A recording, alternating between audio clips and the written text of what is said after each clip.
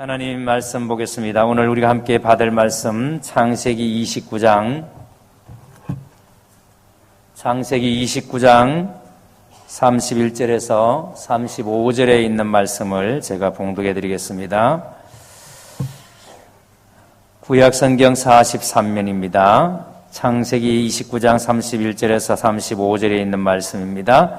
다 찾으신 줄 알고 제가 봉독합니다. 여호와께서 레아가 사랑받지 못함을 보시고 그의 태를 여셨으나 라헬은 자녀가 없었더라. 레아가 임신하여 아들을 낳고 그 이름을 르우벤이라 하여 이르되 여호와께서 나의 괴로움을 돌보셨으니 이제는 내 남편이 나를 사랑하리로다 하였더라.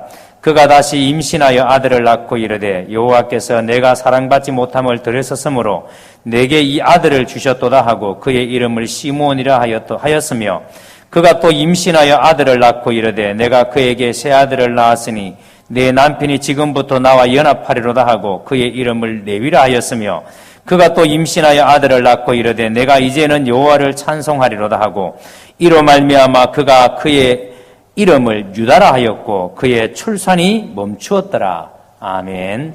말씀에 큰 은혜 되시기 바랍니다. 이제 우리 할렐루야 성가대에서 주 안에 있는 나에게라는 제목을 하나님께 찬양드리겠습니다.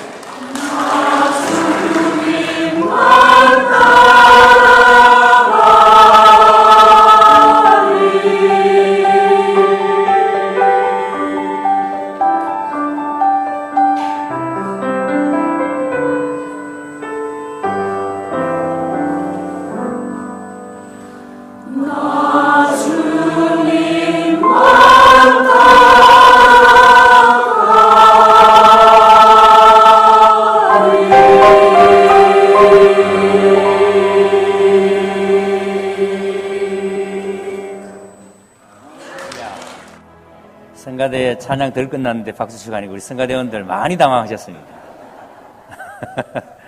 네. 그래도 은혜로운 찬양 하나님께 드리게 돼서 너무 감사드립니다. 우리 옆 사람 한 분 더 인사하고 말씀을 받았으면 좋겠습니다. 손을 꼭 잡고 인사합니다. 사랑합니다. 축복합니다. 네. 오늘은 남편으로부터 사랑받지 못해도 라는 제목으로 말씀을 전하도록 하겠습니다. 오늘 말씀은 야곱이 사랑하지도 않는 레아를 통해서 4명의 아들을 낳는 이야기입니다. 레아의 입장에서 우리가 생각해 보면 소리가 너무 이게 좀 정상적으로 들리나요? 웅웅거리지 않나요? 많이 웅웅거리죠. 소리가 너무 많이 웅웅거리고 레아의 입장에서 생각해 보면 이 레아의 삶이 참 많이 서글프다, 고달프다, 참 인생이 기구하다라는 생각이 듭니다. 왜냐하면 레아는 분명히 야곱의 첫 번째 부인이에요. 분명히 야곱의 첫 번째 부인인데도 불구하고 그런데 레아는 자기를 사랑해 주지 않는 남편과 함께 살아야 합니다. 그리고 자기가 남편을 사랑해서 결혼한 것도 아니에요. 아버지가 밀어넣은 겁니다. 남편이 술 취했을 때 그냥 밀어넣어서 얼떨결에 아내가 된 거예요. 그런데 남편은 자기를 사랑해주지도 아니하고, 자, 여러분, 그런 환경에서 산다는 게 이게 얼마나 여러분 참 서글프겠습니까? 그리고 아버지 라반이 정말 이 큰딸 레아를 사랑했다면, 만약에 여러분 정말 딸을 사랑한 사람이라면 라헬을 위해서 일하는 7년 동안에 아버지는 레아의 신랑감을 찾아 나서는 게 맞죠. 찾아야 정상이죠. 근데 아버지는 그런 일을 하지 않습니다.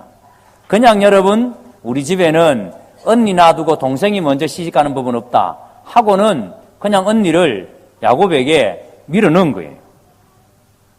자, 이렇게 여러분 야곱과 살게 된 레아의 삶이 얼마나 고달프겠습니까? 얼마나 여러분 힘들었을까요? 아마 여러분 이 레아의 삶은 하루하루가 괴로웠을 겁니다.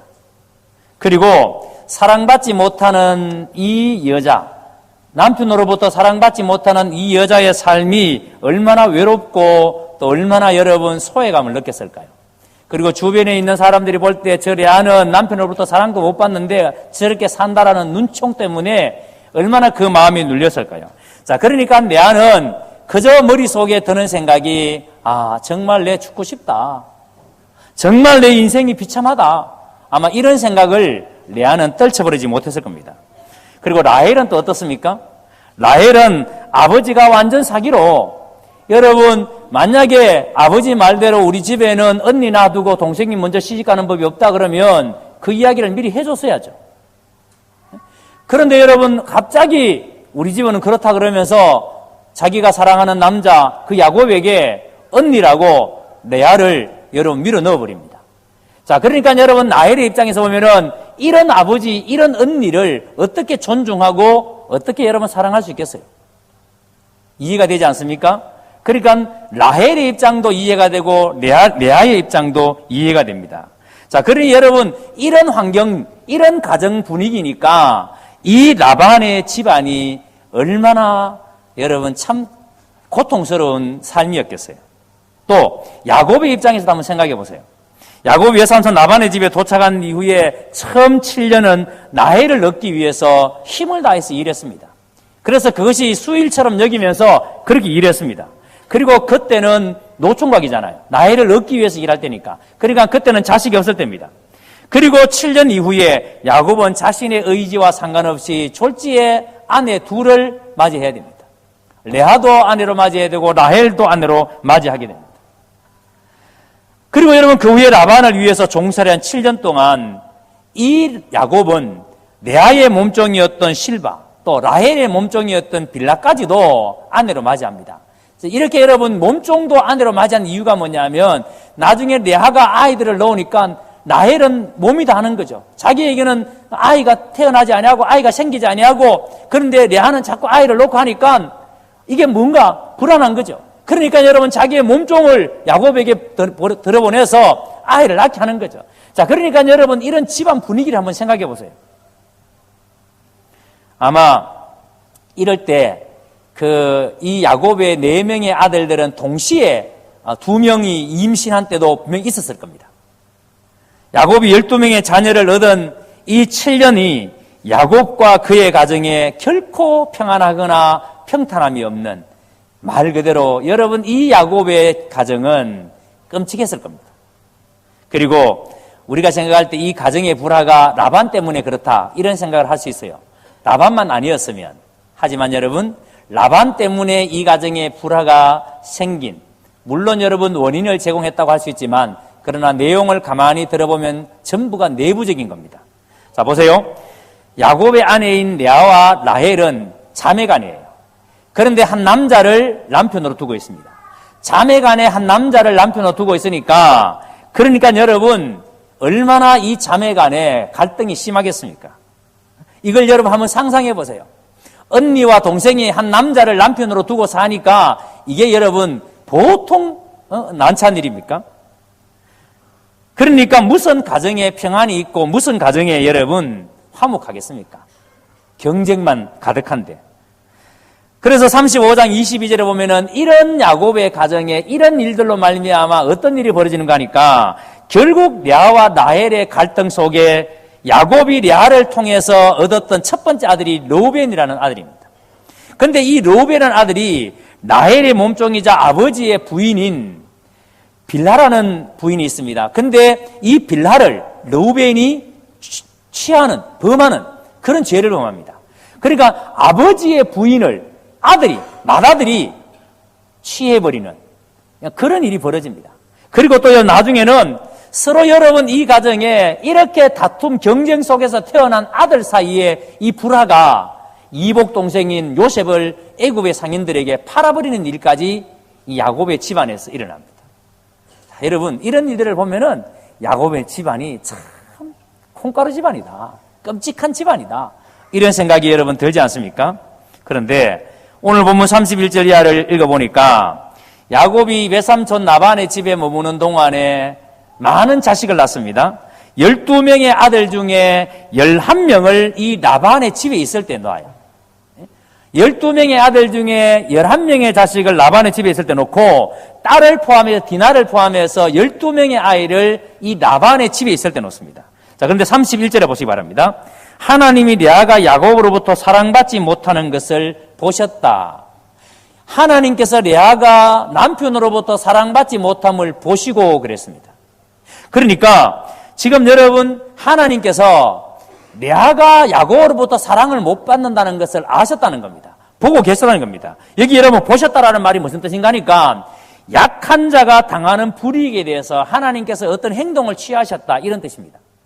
그러니까 지금 이 레아가 당하는 이 서러움과 이 아픔을 하나님께서 보시고 행동을 취하셨다는 거예요. 무슨 말인가 하니까, 야곱은 여러분 보세요. 운물가에 다다랐을 때에 운물가에서 라헬을 만났습니다. 양에게 물을 먹이기 위해서 양을 몰고 온 라헬을 만났습니다. 그런데 라헬을 보는 순간에 한순간 한눈에 이 라헬에게 마음이 뺏겨버렸습니다. 그래서 야곱은 레아와 결혼하기 위해서 7년을 힘을 다해서 일합니다. 그리고 여러분 그때부터 야곱의 눈은 오직 누구에게만 고정되어 있는가 하면 라헬에게만 고정되어 있습니다. 분명히 여러분 레아와 결혼했음에도 불구하고 야곱의 눈은 레아를 아예 쳐다보지도 않아요. 라헬만 계속 쳐다보는 겁니다. 그러니까 레아는 항상 야곱 주위에 맴도는, 분명히 야곱의 첫 번째 부인임에도 불구하고 야곱 주위를 맴돌아야 되는 그런 사람이었습니다. 자, 그런데 야곱은 왜 이렇게 여러분 레아를 가까이 하지 못했을까요? 이런 생각을 할 수 있습니다. 야곱이 저 여자만 아니었다면, 저 여자만 아니었다면, 저 레아만 아니었다면 내가 사랑하는 라헬과 잘 살 수 있을 텐데, 저 여자 때문에 내가 7년을 더 고생해야 되고, 저 여자 때문에 내가 지금 라헬과 못 산다라고. 어쩌면 여러분 야곱이 그런 생각을 했을 수 있습니다. 만약에 여러분 탓을 해야 된다면, 야곱이 이렇게 탓을 해야 된다면 레아를 탓하기보다도 누구를 탓해야 돼요? 외삼촌 라반을 탓해야 되죠. 여러분, 레아가 아버지한테 시집 보내달라 그랬습니까? 야곱에게 시집 가겠다 그랬습니까? 여러분, 레아는 아무 말도 안 했는데 가만히 있었는데 아버지가 우리 집에는 큰 게 먼저 시집 가야 된다 해서 여러분 야곱에게 밀어넣은 거예요. 그러면 야곱이 원망하더라도 외삼촌 라반을 원망해야 되죠. 레아도 여러분 일종의 피해자 아닙니까? 얼떨결에 밀려 들어갔으니까. 여러분, 우리도 살아가면서 이런 일을 당할 때가 참 많이 있습니다. 우리가 얼떨결에 어떤 일에 휘말려서 여러분 누가 피해자고 누가 가해자인지 모를 만큼 그 일에 막 뒹굴고 그런 일들이 일어나잖아요. 지금 여러분 레아는 자기가 전혀 생각지도 못한 아버지가 밀어넣었는데 그 일 때문에 지금 인생에 이런 엄청난 아픔을 지금 겪고 있는 겁니다. 그런데 오늘 말씀에 하나님께서 레아가 남편 사랑을 못 받은 것을 하나님이 보셨다는 거예요. 하나님이 아셨다는 거예요. 그리고는 하나님께서 보셨고 하나님이 안타까워하신다. 여기 보시면 사랑받지 못함이라고 번역되어 있는데 이 말씀의 원래 의미가 뭐냐면 미워한다 이런 뜻입니다. 미워하다는 뜻이에요. 자, 그러니까 야곱은 레아에 대해서 그다지 좋은 감정을 가지지 않는 것이 아니라 야곱이 실제로 레아에 대해서 자기의 마음을 여는 것 자체를 일부러 거부했다는 겁니다. 레아에 대해서 야곱은 문 열기를 스스로 거부했다는 거예요. 문을 안 열기로 야곱은 마음속으로 작정했다는 거예요. 레아에 대해서. 자, 생각해 보세요. 날이 가면 갈수록 뭔가 좋아진다는 희망이 있어야 되는데 그런데 아예 야곱은 레아에 대해서는 문을 안 열기로 작정했으니까 얼마나 여러분 고통스러운 겁니까? 그리고 이 당시에 이렇게 여자가 남편으로부터 인정을 못 받으면 여러분 집안에서도 그렇고 언제나 여러분 밀릴 수밖에 없어요. 집안에 많은 여자들이 있는데 그 여자에서 아무리 첫 번째 부인이라 하더라도 밀리는 거예요. 우리가 옛날에 사극을 보면은 그런 게 있잖아요. 후궁이 왕의 사랑을 많이 받으면은 갑자기 이게 기고만장해가지고 중조도 한테 대듭니다. 자기가 최고인 줄 알고. 그것처럼 남편의 사랑을 못 받으면 자꾸 밀리는 거예요. 그러니까 여러분 야곱의 첫 번째 부인임에도 불구하고 레아는 이렇게 집안에서도 계속 밀리는 이런 삶. 자, 이런 레아에게 하나님이 하신 행동이 뭐예요? 하나님이 이런 연약함 속에 약함 속에 있는 약한 이 레아에게 하나님이 취하신 행동이 뭐예요? 31절에 이런 레아의 태를 하나님이 열어주셨다라고 말합니다. 여호와께서 레아가 사랑받지 못함을 보시고 그의 태를 여셨으나 하나님께서 이 레아의 태를 여셨다라고 말합니다. 여러분, 하나님이 레아의 태를 여셨다는 말은 하나님의 긍휼하심이 남편에게 사랑받지 못하던 이 레아를 위로하셨다 이런 뜻입니다. 남편에게 사랑받지 못하는 레아를 하나님께서 그 태를 열어주심으로 하나님이 위로해 주셨다. 자, 그러니까 여러분 그 아이는 하나님의 뭐다? 위로인 거죠. 하나님의 위로. 그래서 레아는 첫 아들의 이름을 뭐라고 짓는가 하면 르우벤이라고 짓습니다. 보라 아들이다 이런 뜻입니다. 자, 보세요. 지금 이 이름의 의미가 지금 야곱이 이 아들의 이름의 의미를 새롭게 부여하는데 주님께서 나의 고통을 살피시고 나에게 아이를 주셨구나 라는 의미로 르우벤 이렇게 주님께서 남편으로부터 사랑받지 못하는 나의 이 고통을 주님께서 아시고 나에게 이 위로를 주시는구나. 근데 여러분 보통 아이를 놓으면 이름을 누가 짓습니까? 아버지가 짓습니다. 고대 사회에서 아버지가 지어요. 그런데 여러분 아무리 싫다 하더라도 아이가 태어났으면 이름이라도 지어줘야 돼요. 누가? 야곱이. 그런데 야곱은 아이의 이름조차도 지어주지 않습니다. 레아에 대해서도 관심이 없지만 아이에 대해서도 관심이 없습니다. 그래서 어머니 레아가 첫 아들 르우벤이라고 이름을 짓고 보라 아들이다. 그런데 여러분 여기 자세히 보시면 레아는 아이를 낳을 때 남편이 이제 사랑해 줄 것이다. 남편이 이제 나를 사랑해 줄 것이다. 지금까지는 나를 미워했지만 이제 이 남편이 나를 사랑해 줄 것이다 라는 기대를 가지고 있음을 알 수 있습니다. 34절 보세요. 남편이 지금부터 나와 연합하리라 하고 남편이 지금부터 나와 연합하리다 하고, 이게 무슨 말이에요? 내가 기대하는 겁니다. 지금 이제 내가 아이 낳았으니까, 이제 아들을 낳았으니까, 그것도 야곱에게는 첫째 아들이잖아요. 여러분, 어디든 간에 첫째 아들 나오니까 얼마나 좋아요. 그러니까 내가 그런 기대를 하는 겁니다. 이제 남편도 나를 사랑해 줄 것이다. 그런데 불행하게도 레아의 이 기대는 산산조각이 납니다.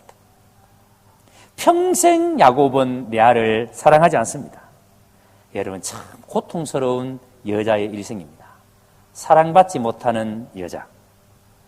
그런데 참 은혜가 되는 게 뭐냐면, 그리고 우리에게도 큰 우리가 위로가 되고 용기가 되는 게 뭐냐면, 이렇게 레아의 삶이 고통스럽습니다.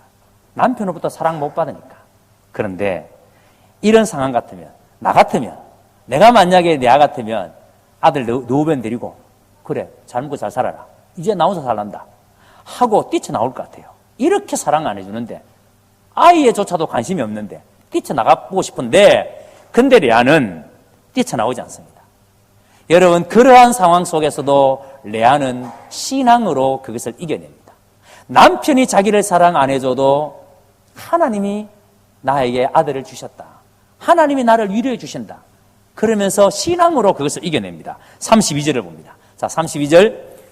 지금부터 이 성경 구절 눈여겨보셔야 됩니다. 32절. 레아가 임신할 아들을 낳고 그 이름을 로빈하여 이르되 여호와께서 나의 괴로움을 돌보셨으니, 하나님이 나의 괴로움을 돌보셨다. 그 다음 33절.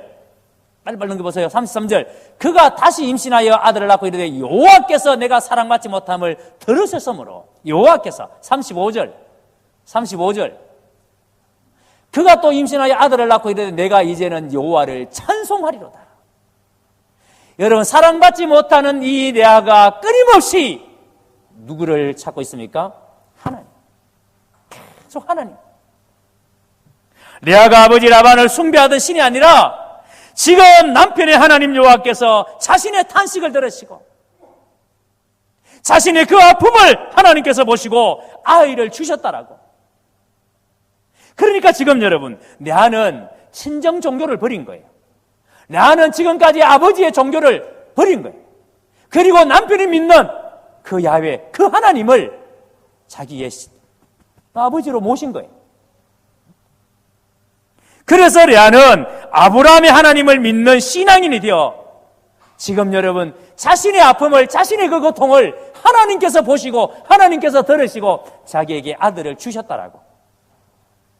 레아는 남편으로부터 사랑받지 못했던 그것을 하나님께서 자기를 돌보시고 하나님께서 자기를 위로해 주시고 하나님께서 자기를 사랑해 주신다라고, 그것으로 말미암아 여러분, 이 레아가 위로를 받습니다. 자기는 남편을 바라보면서 남편을 의지하고 싶었지만, 그래서 남편의 어깨에 자기의 얼굴을 기대고 싶었지만 끝까지 자기의 어깨를 내어주지 않는 야곱이 아니라 이 레아는 하나님을 의지하며 살았다는 말이에요. 그래서 레아가 두 번째 아들을 낳고 이름을 뭐라고 짓습니까? 시몬이라고 짓습니다. 더러우심이란 뜻입니다. 레아는 아들에게 이름을 지어주면서 주님께서 내가 남편의 사랑을 받지 못해서 하소연하는 소리를 하나님이 들으셨다. 남편 사랑받지 못해서 고통스럽게 부러지는 그 소리를 하나님이 들으셨다. 그래서 둘째 아들을 놓고 시몬이라고 이름을 지었습니다. 남편에게 사랑받고 싶지만 계속 미움만 받는 이 불쌍한 아내의 애절한 바람이 여러분, 이 이름 속에 서려 있지 않습니까? 얼마나 사랑받고 싶은지. 그런데 우리가 여기서 눈여겨보셔야 될 게 있습니다. 레아는 지금 아들을 낳으면서 가진 생각이 뭐냐면, 이 아들이 나와 남편의 관계를 분명히 회복시켜 줄 거야, 이런 기대를 가지고 있습니다. 그래서 그 이름 속에, 아들의 이름 속에 그 기대를 가지고 그 이름을 짓는 거예요. 내가 이 아들로 말미암아, 이 아들이, 남편이 지금은 나를 사랑하지 않지만 이 아들로 말미암아 남편이 나를 사랑하게 될 거야, 이런 기대를 가지고 있는 겁니다. 분명히 여러분, 레아는 하나님을 믿는 사람이에요. 그런데 하나님을 믿는 사람이면서도 아직도 레아는 하나님보다 자식을, 그래서 이 자식들이 남편으로부터 내가 사랑받지 못하는 이 서러움을 이 아이들이 해결해 줄 것이다. 이 아들이 해결해 줄 것이다. 그런 기대를 가지고 있는 겁니다. 여러분, 우리도 그렇지 않습니까? 우리가 아이를 바라볼 때 이런 생각하잖아요. 네가 내 영광이다. 네가 나의 희망이다. 나는 너 없으면 못 살아. 그러면서 여러분, 아이가 말 안 듣고 막 소를 숙이면 뭐라고 꾸중합니까? 내 잘 되려 그러나? 다 너 때문에 그러는 거 아니냐? 속이 상해서 막 그러잖아요. 여러분, 우리가 그렇게 말할 때 그 이면에 한번 생각해 보세요. 나는 정말 이 아들을 통해서 내가 뭔가 위로받고 싶은, 이 아들을 통해서 내가 뭔가 보상받고 싶은, 나는 못했지만, 나는 남편으로부터 사랑 못 받았지만 이 아들이 남편으로부터 사랑받을 수 있도록 이 아들이 해결해 줄 거야. 그런 기대를 야가 가졌던 것처럼 우리도 자식들을 바라보면서 이 아들이 나에게 위로가 되어주고 희망이 되어줄 거야. 그런 생각하지 않습니까? 그런데 여러분, 우리가 이렇게 자식을 바라볼 때에 여러분, 자식을 나의 야망을 이루려는 목적으로 만약에 바라본다면 그건 여러분 사랑이 아니에요. 내가 만약에 자식에게 너무 밀착되어 있다면, 그래서 자식이 나의 희망이라고 생각하고 내가 자식에게 너무 밀착되어 있다면 그건 사랑이 아니에요. 그건 집착이고 그건 욕망입니다. 하나님은 보이지 아니하고 여러분, 자식이 크게 보이면, 하나님은 온데간데 없고 자식이 크게 보인다면 그건 사랑이 아니에요. 제가 금요기도회 때도 말씀드렸습니다마는 일전에 신문에 이런 기사가 실렸습니다. 어머니가 아이를 해외에 유학을 보내는데 돈이 많이 들어가니까 아마 여러분 이제 아는 사람하고 이야기를 했겠죠. 너희 집에 입양을 좀 보낼 테니까 너희 식구로 입양 좀 해라. 입양 받아라. 그러니까 아이를 유학 보내기 위해서 여러분 입양 보내는 겁니다. 입양해서라도 아이를 공부시켜야 되겠다. 과연 여러분 그 부모님들의 마음속에 그렇게 입양 보내면서까지 공부시켜야 되겠다는 그 마음속에 그 아이는 뭘까요? 과연 거기에 어떤 생각을 가지고 아이를 입양까지 보내면서 공부를 시키려 할까요? 여러분, 그 자식이 너무 커 보일 때, 이 자식이 나에게 너무 커 보일 때, 그래서 하나님이 보이지 않을 때, 여러분 그건 사랑이 아닙니다. 그건 여러분 집착이고 욕망입니다. 그래서 레아가 세 번째 아들을 낳아 이름을 뭐라고 짓습니까? 레위라고 짓습니다. 매임 합체라는 뜻이에요. 그러니까 레아는 이제 이 레위를 놓고 아들을 셋이나 낳았는데 남편도 이제 별 수 없다. 이제 나에게 매일 것이다. 이제 내가 아들 셋이나 낳았으니까 남편도 이제 나에게 매일 수밖에 없다. 이런 기대. 그래서 레위라고 짓는. 한 명의 아들이 아니라 세 명의 아들을 낳았으니까 자신감이 생기는 거죠. 이제 내가 여러분 우월의식을 갖는 거죠. 이제 나에게 얻지 못한다. 옛날에 우리가 전래 동화에 나오는 것처럼 나무꾼과 선녀의 나무꾼이 여러분 선녀의 옷을 훔쳐다가 아이 셋 놓을 때까지는 옷 보여주지 말라 그랬는데 이제 여러분 셋 놓을 때까지 보여주지 말라 그랬는데 둘 놓고 나니까 자신감이 생기는 거죠. 우월감이 생기는 거죠. 이제 내가 어떻게 하겠나? 여러분, 이 레아가 그런 우월감이 생기는 겁니다. 이제 내가 아들 셋 낳았는데 남편은 나에게 이제 매일 수밖에 없다. 하지만 여러분, 레아의 바람은 이루어지지 않습니다. 아들 셋을 낳아도 야곱의 마음은 꿈쩍도 안 합니다. 그런데 참 여러분 이런 질문을 할 수 있어요. 목사님, 야곱은 도대체 무슨 남자가 사랑도 안 하는데 아는 왜 그렇게 잘 놓습니까? 아니 사랑을 안 하면 알을 못 낳아야 정상인데 사랑도 안 하면서 애는 왜 그래 잘 낳습니까? 이렇게 물을 수 있어요. 여러분, 이때 족장시대에는 일부 다처잖아요. 그러니까 한 남자가 여러 부인을 데리고 사는데, 근데 여러분 반드시 한 집안에 같이 한 울타리 속에 사는 게 아니에요. 왜냐하면 이미 여러분 여자가 한 울타리에서 산다고 생각해봐요. 이 삶이 되겠습니까? 전부 다 따로따로 삽니다. 따로따로. 그러니까 요거는 첫째 부인, 여기는 둘째 부인, 다 따로 집을 줘. 그리고 남편은 반드시 규칙적으로 자기 부인을 찾아가야 됩니다. 법으로, 의무로 찾아가야 돼요. 그런데 라헬을 사랑하니까 찾아갑니다. 근데 암만 가도 아이가 생긴다, 안 생긴다? 안 생겨요. 근데 레아는 찾아만 가면은 애가 생기는 거야. 왜요? 하나님이 그 태를 여셨으니까. 하나님이 태를 여셨으니까. 자, 그러니까 여러분, 레아에게 야곱이 찾아가면은 애가 생깁니다. 자, 그래서 이번에 네 번째 아이를 임신했는데 그 아이의 이름을 뭐라고 지었다? 유다라고 지었습니다. 근데 여러분, 지금까지 이 레아가 세 명의 아들의 이름을 지어가고 이 네 번째 아이의 이름하고는 완전히 다릅니다. 세 번째 아이의 이름까지는 그 이름 의미, 그 이름 속에 이 아이들이 나를 남편으로부터 사랑받게 해줄 것이다. 그런 기대감을 그 아이의 이름 속에 들어있었어요. 그런데 네 번째 유다의 이름 속에는 그게 빠졌습니다. 이제 이 아이가 남편과 나의 관계를 회복시켜 줄 것이다. 이 아이로 말미암아 남편이 나를 사랑하게 될 것이다. 이런 기대감을 전혀 갖지 않고 유다라고 이름을 짓습니다. 이 유다의 이름이 뜻이 뭐냐면 찬양받음이라는 뜻입니다. 유다를 낳고 레아가 이제부터 오직 주님만 찬양하겠습니다. 이렇게 여러분 이름을 짓습니다. 그러니까 여러분 이제부터 오직 주님만 찬양하겠습니다. 결심을 담은 그 이름을 지어서 유다라고 부르는 거예요. 그러니까 레아는 지금 르우벤과 시몬과 레위 세 명의 아들을 낳을 때까지는 아들이 남편의 사랑을 받아내리는 수단이었어요. 이 아들들을 통해서 사랑받지 못하는 남편의 마음을 돌이켜서 저 남편이 나를 좀 사랑하게 해주는 수단으로 아들을 여겼습니다. 그런데 이제는 아니에요. 이 유다를 낳으면서 이 유다를 가지면서는 이제 아니에요. 이 유다를 보면서 레아는 아니야. 아들은 축복이야. 더 이상 이 유다를 보면서 이 아이는 남편에 대한 갈망을 담지 않았습니다. 이제 아들을 소중한 하나님이 주신 축복으로. 그래서 이제부터 나는 하나님만 찬양하겠습니다. 여러분, 한번 생각해 보세요. 우리도 살아가면서 너무 힘들고 어려우면 자식도 남편도 이웃도 수단이 됩니다. 예? 그래서 여러분, 옛날에 저희 고향에 이런 분이 계셨어요. 너무 살기 어려우니까 농담이라도 그런 말 하면 안 되는데 진짜 우리 선배가 그런 말 하는 걸 듣고 제가 깜짝 놀란 적이 있습니다. 자식을 많이 낳아가지고 자식을 많아야 돼. 자식을. 이런 말 되게 너무 부끄러워서 못하겠습니다. 너무 끔찍한 말이에요.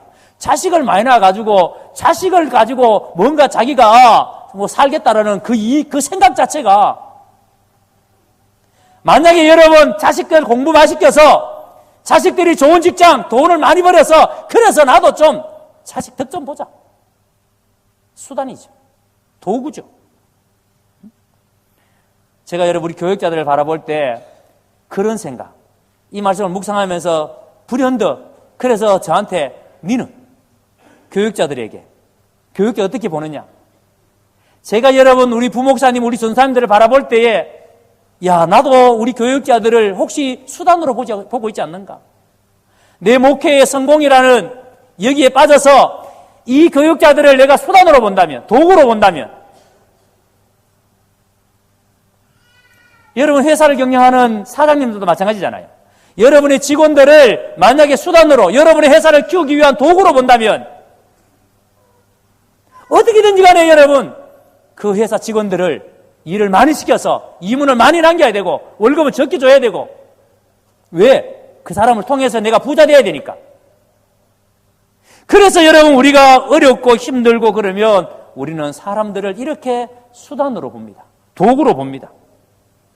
내 아는 남편 사랑을 못 받았기 때문에 그 삶이 늘 찌들어 있었기 때문에 그래서 너무 괴롭고 힘드니까 새 아들을 통해서 아들을 놓을 때마다 이 아들이 남편과 나와의 관계를 회복시켜 줄 거야.